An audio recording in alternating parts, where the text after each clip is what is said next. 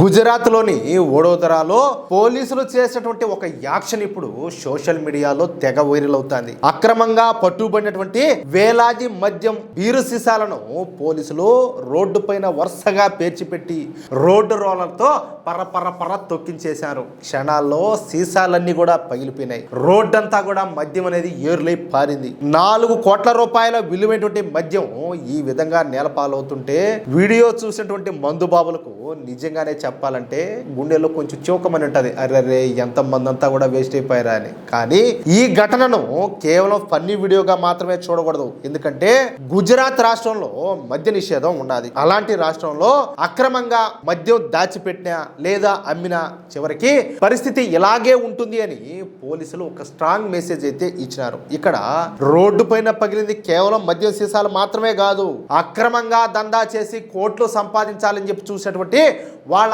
ఆశలు కూడా అదే రోడ్డు పైన పగిలిపోయినాయి. వాళ్ళు మద్యం దాచింది లాభాల కోసం, కానీ పోలీసులు దాన్ని రోడ్డు పైన పెట్టి దేశానికి అయితే ఒక మెసేజ్ ఇచ్చినారు. దీంతో రోడ్డు రోలర్తో చట్టం ముందు ఇలాంటి అక్రమ సరుకుకు ఎంత మాత్రం కూడా విలువ ఉండదు. కోట్ల రూపాయల విలువైనటువంటి మద్యమైనా చట్టం దాటితే అంటే చట్టాన్ని అతిక్రమిస్తే చివరికి ఈ విధంగా నేలపాలే అవుతుంది.